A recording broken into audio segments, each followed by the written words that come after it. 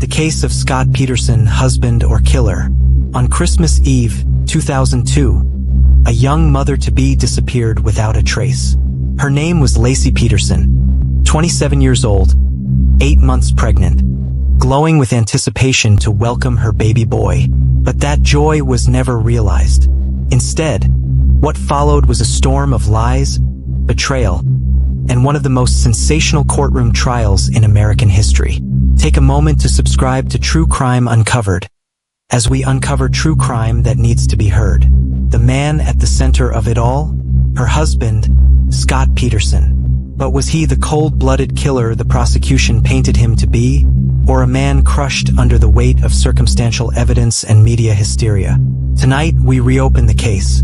We walk into the courtroom. We listen to the wiretaps. We see the jurors struggle with doubt. And in the end, we ask, did Scott Peterson murder his wife and unborn child? Or did the justice system bend to the pressure of a nation demanding someone to blame? Scott and Laci seemed like the picture-perfect couple. They met in 1994, married 2 years later, and eventually settled in Modesto, California. To neighbors, they were ordinary, happy, even enviable. Laci was radiant, warm, the type of woman who lit up a room. She doted on her husband, decorated her home meticulously, and threw herself into preparing for motherhood. But behind Scott's easy smile and charm was a restlessness, a dissatisfaction, one that would eventually be revealed in a shocking way. On the morning of December 24, 2002, Laci Peterson vanished. Scott claimed he had gone fishing that day, alone at the Berkeley Marina. When he returned home, Laci was gone. Her car was in the driveway. Her purse was inside. Their dog, Mackenzie, was wandering outside in the yard with his leash still on. Scott said he thought she had gone to walk the dog, but she never came back. Panic set in. Family and friends immediately organized search efforts. Flyers were printed, the media swarmed, and police began what would become one of the most scrutinized investigations in California history. But very early on, investigators noticed something about Scott's behavior, something that didn't sit right. He was calm, too calm. Detectives would later recall that his demeanor wasn't that of a desperate husband. He didn't cry. He didn't beg. Instead, he offered explanations, long-winded stories, and a peculiar insistence on his innocence before anyone had even accused him. The first cracks in his facade came when investigators learned about a woman named Amber Fry. Amber was a massage therapist living in Fresno. She had met Scott just weeks before Laci vanished. He told her he was single. He told her he had lost his wife. He told her he was ready for love. And Amber believed him until the truth surfaced. On New Year's Eve, as candlelight vigils were held for Laci, Scott was on the phone with Amber, whispering sweet nothings, telling her she was the one, pretending he was in Paris at New Year's celebrations when he was in fact in Modesto. When Amber discovered the deception, she went straight to police.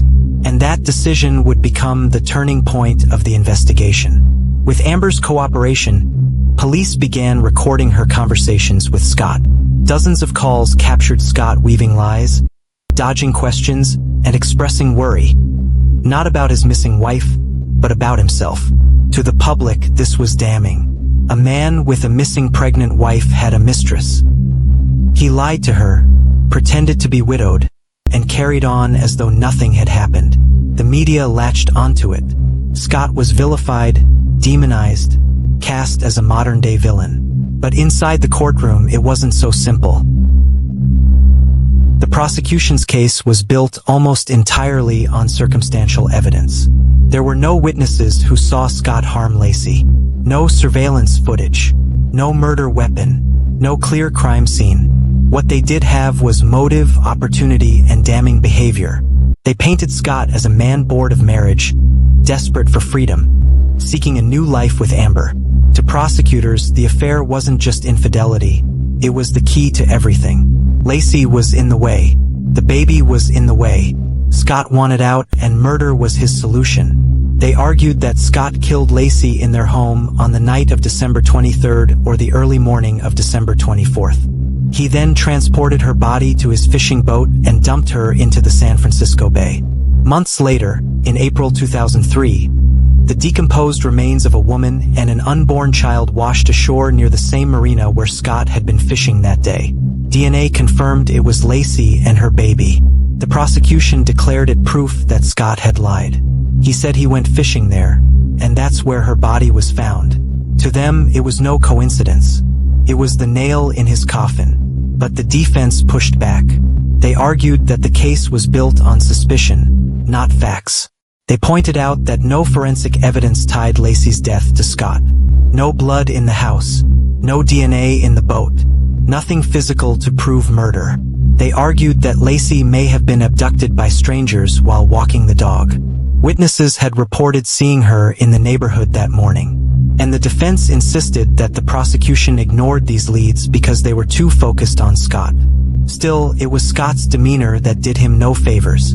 Jurors later admitted they were disturbed by how detached he seemed. He smiled at odd times. He joked with his lawyer. He never looked broken, never appeared devastated. To them, it felt like an act. And then came Amber Fry. The jury believed her.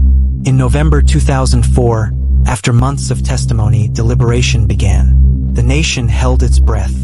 The jury returned with a verdict: guilty of first-degree murder for Laci, and guilty of second-degree murder for the unborn child, Connor. The courtroom erupted. Gasps, cries, even cheers were heard outside as reporters rushed to broadcast the news. Months later, Scott was sentenced to death by lethal injection. For many, justice had been served, but for others, questions lingered. Was this truly justice, or was Scott a victim of a media-fueled witch hunt? Over the years, appeals have been filed. New witnesses have come forward. Some legal experts have argued that the case was tainted by bias, that jurors were pressured, that evidence was thin. In 2020, Scott's death sentence was overturned, though his conviction remained. The debate continues even today. Some point to his lies and behavior as proof of guilt. Others argue that without hard evidence, no man should be condemned to death. But one thing is certain. The case of Scott Peterson reveals the dangerous mix of media frenzy, circumstantial evidence, and courtroom drama. It forces us to ask, when the whole world demands a villain, can a fair trial truly exist? Laci Peterson's story is not just a tragedy. It's a haunting reminder of how quickly trust can shatter, how fragile justice can be, and how the line between truth and perception can blur when the stakes are life and death. A young mother lost, an unborn child silenced, family destroyed, and a husband condemned as the killer. But was Scott Peterson truly guilty? Or is he, even now, another casualty of a justice system swayed by public opinion? That answer, perhaps, will never be known. What we do know is this: every case deserves to be told, every voice deserves to be heard, and every verdict deserves to be questioned. Take a moment to subscribe, because in the courtroom, the truth is never as simple as guilty or innocent.